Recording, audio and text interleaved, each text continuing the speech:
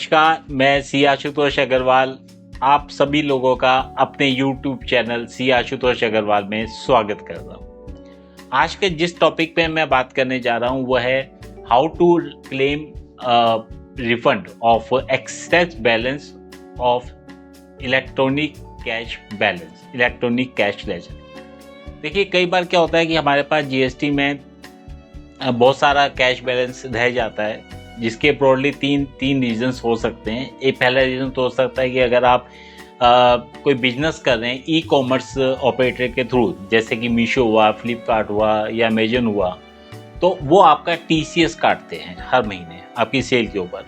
और वो जो भी टीसीएस वो काटते हैं और आप जब भी इसको क्लेम करते हैं तो आपके इलेक्ट्रॉनिक कैश बैलेंस में वो चला जाता है। इसी प्रकार कोई मान लीजिए आप कोई गवर्नमेंट के साथ कोई प्रोजेक्ट कर रहे हैं, गवर्नमेंट ने आपका कोई टैक्स काट लिया है, कोई टीडीएस काट लिया, तो फिर वो भी आपको क्लेम करने के लिए आप रिटर्न फाइल करते हैं। और जब रिटर्न फाइल करते हैं तो वो अमाउंट भी आपका इलेक्ट्रॉनिक कैश बैलेंस में चला जाता है।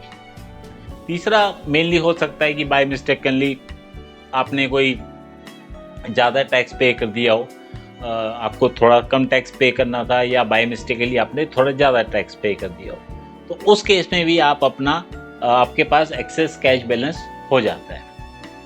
अब आज के सिनेरियो में जब बिजनेस बहुत ही कैश फ्लो को लेके बहुत ही परेशान पोजीशन में होते हैं, उनके पास कैश फ्लो की बहुत समस्या होती है, तो ऐसे में अगर आपके पास जीएसटी में कैश बैलेंस पड़ा है तो आप उसको यूटिलाइज करके उसका रिफंड क्लेम करके आप अपने बिजनेस में थोड़ा सा कैश इन्फ्यूज कर सकते हैं। तो अब ये हम कैश कैसे ला सकते हैं, कैसे इसका रिफंड क्लेम कर सकते हैं? इसकी बहुत ही इजी प्रोसेस है क्लेम करने के लिए, बहुत ही मतलब आप कहेंगे कि सरल, जो भी है कोई भी आदमी इसको 2 मिनट में क्लेम कर सकता है, एप्लीकेशन फाइल कर सकता है और फिर कुछ दिनों में आपकी एप्लीकेशन अप्रूव हो जाती है। उसके बाद आपके बैंक में वो सारा पैसा रिफंड आ जाता है जितना भी आप क्लेम करते हैं। तो क्या करना होगा इसके लिए?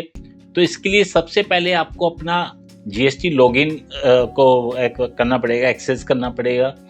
उसके बाद जब आपका लॉगिन हो जाएगा आपका जीएसटी, तो उसके बाद फिर आपके पास कुछ टैब्स आती हैं, जैसे कि आप देखते हैं डैशबोर्ड आता है, सर्विसेज आता है और भी बहुत सारी टैब्स आती हैं। तो आपको सेकंड टैब यानी कि सर्विसेज में आपको क्लिक करना है। उसके बाद उसमें जो ऑप्शंस आती है उसमें एक ऑप्शन आएगी रिफंड। आपको रिफंड को उसको सिलेक्ट करना है। उसके बाद आपके पास बहुत सारी ऑप्शंस ओपन हो जाती हैं, जिसमें एक ऑप्शन होती है एप्लीकेशन फॉर रिफंड। तो आपको एप्लीकेशन फॉर रिफंड में क्लिक करना है। उसके बाद एक फॉर्म छोटा सा खुल जाता है आपके पास, जिसमें आपके पास जितना भी इलेक्ट्रॉनिक कैश बैलेंस होता है वो दिखाई देता है आपको।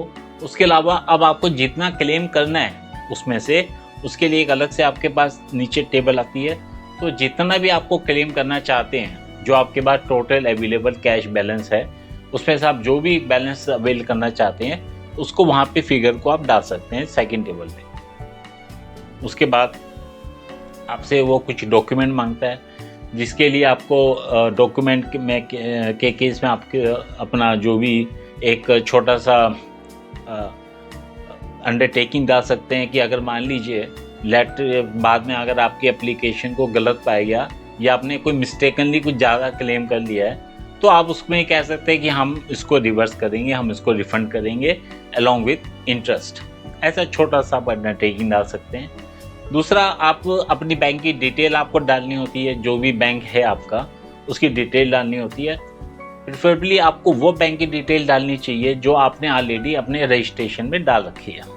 रजिस्ट्रेशन होने के बाद जब आपको विद इन 45 डेज के अंदर आपको अपनी बैंक की डिटेल और डालनी पड़ती है, तो आपको वही बैंक की डिटेल डालनी चाहिए ताकि वो मिसमैच के चांसेस कम हो और इजीली आपका वैलिडेट हो जाए बैंक अकाउंट। उसके बाद अब आपने जब ये सब इंफॉर्मेशन डाली, अपनी बैंक डिटेल डाल दी, कितना ना आपको इनपुट आपको एक्सेस कैश बैलेंस को अवेल करना है, रिफंड लेना, वो इंफॉर्मेशन डाल दी।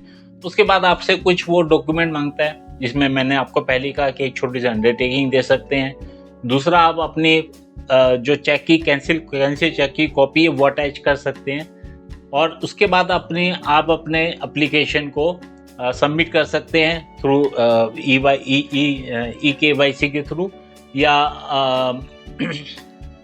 जो भी आपका DSC है अगर आपके पास, तो DSC के थ्रू भी आप अपनी एप्लीकेशन को सबमिट कर सकते हैं। जब ये एप्लीकेशन सबमिट हो जाएगी, आपके पास एक्नॉलेजमेंट आ जाएगी, आपके पास एक ARR नंबर आ जाएगा, जिसके थ्रू आप अपनी एप्लीकेशन को ट्रैक कर सकते हैं रेगुलर बेसिस पे। और आपका जब ये एप्लीकेशन प्रोसेस हो जाएगी, जब ये आपके जो GST ऑफिसर हैं इसको अगर ठीक मानेंगे तो उसको अप्रूव कर देंगे, उसके बाद आपके पास रिफंड आपके बैंक अकाउंट में डायरेक्टली ट्रांसफ़र हो जाएगा। तो ये आपके लिए थोड़ा इजी प्रोसेस भी है। और दूसरा क्या है कि आजकल के सिनेरियो में जो अगर एक्सेस कैश बैलेंस पड़ा हुआ है और वो यूटिलाइज नहीं हो पा रहा है, तो बेटर होगा कि उसका रिफ़ंड क्लेम करें, ताकि वो आपके कैश फ्लो को मजबूती प्रदान करे, और इसके साथ आप अपना एक्सेस कैश बैलेंस को भी रिफ़ंड क्लेम कर सकते हैं। तो आपको जैसी भी वीडियो लगी हो, आप अपने कमेंट्स डालें नीचे लिखे ईमेल पे। और अगर आप अपने जो भी कमेंट्स डालेंगे, उसके बाद हम कोई कोशिश करेंगे उन कमेंट की बेसिस पे कि हम अपने आप को और इम्प्रूव करें और अच्छी चीज़ें हम आपको इसमें प्रोवाइड करा सकें, जो आपके लिए ज़्यादा इंफॉर्मेटिव हो और ज़्यादा यूज़फुल हो। धन्यवाद।